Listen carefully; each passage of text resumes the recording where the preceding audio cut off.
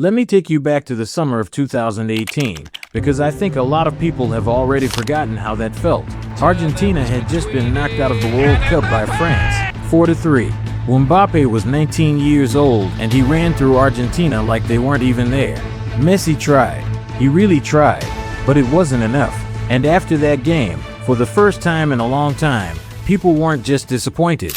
They were done. Done waiting. Done believing. The conversation that summer was genuinely whether Lionel Messi would ever play at a World Cup again. Think about that for a second. Not whether he'd win one. Whether he'd even show up to another one. That's where this story starts. Not in Texas yesterday with the crowd going crazy. Not with the record. It starts there, in Russia, with a 30-year-old who had given 15 years of his life to this tournament and had absolutely nothing to show for it. The night of June 22nd, Texas, Argentina beat Austria 2-0. Messi scored both goals, and with those 2 goals, his World Cup career total moved to 18, one more than Miroslav Klose, who had held that record for over a decade. 18 World Cup goals, more than anyone, ever, in the entire history of this competition. And look, records get broken. That's what happens in sport. But this one is different. This one requires you to understand what it actually took to get here. Because if you just look at the number without the context, you are genuinely missing the point. The World Cup is not the Premier League. It's not the Champions League. You don't get 38 games a season to build your tally. You get one tournament every 4 years, a handful of games, and only if everything goes right, your country qualifies, you stay healthy, you're still playing well enough to be picked. Most players, if they're lucky, get 2 World Cups where they're truly at their best. 2 shots. Messi just played in his 6th, and after 2018, there was a real chance he wouldn't get a 5th. What happened instead is one of the most extraordinary runs in the history of football. 2021, Copa America. Argentina's first major international trophy in 28 years, and Messi's first international trophy, full stop, after everything, after all of it. And you could see it change something in him, like a weight had been lifted that he'd been carrying so long he'd forgotten what it felt like to put it down. Then 2022, Qatar.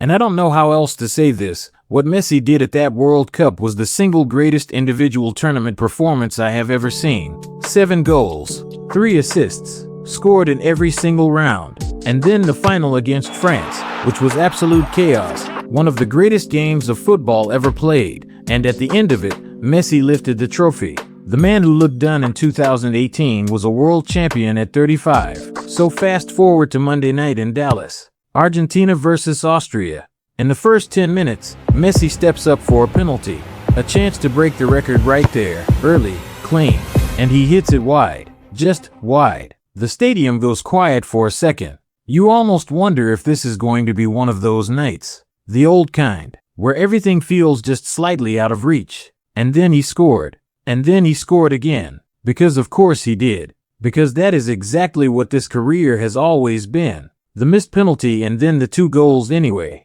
The heartbreak and then the comeback. The man who keeps going when everyone expects him to stop. Here's the thing about this record that I don't think gets said enough. Miroslav Klose, the man who held it before yesterday, was one of the greatest goal scorers in international football history.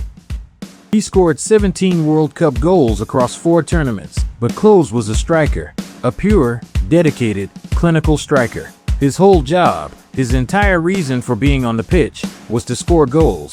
Messi is not that. Messi is the player who creates, who dribbles, who finds teammates, who draws 3 defenders toward him so someone else can score. He has spent most of his career being the most marked player on the pitch in every single game, with entire defensive systems built specifically to stop him from doing anything. And he still scored more World Cup goals than any of them. Earlier in this tournament, he got a hat-trick against Algeria. 3 goals, at 38 years old. And then 4 days later, 2 more against Austria. I've been watching football for a long time. And I don't think we fully appreciate what we're watching right now, because we're in it. It's just another match, another update, another notification on your phone. But step back for a second.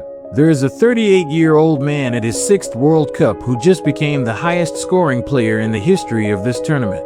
A man who was written off at 30, who won his first international trophy at 33, who became world champion at 35, who is still, somehow, doing this. Argentina are through to the knockouts already, so Messi will probably sit out their last group game, rest the legs, save himself for the rounds that matter. And whatever happens from here, whether Argentina go deep into this tournament or not, the 18 is his. Permanently. Nobody is taking that away. The next person who wants to break it needs to score 19 World Cup goals. Across multiple tournaments. Across probably 15 to 20 years of international football. Against the best defenders in the world. Good luck. In 2018, people were ready to close the book on him. He wasn't done. He just hadn't written the best parts yet. Subscribe and stay with us for the rest of this World Cup. Whatever ending he's writing for himself, I think we all want to see how it finishes.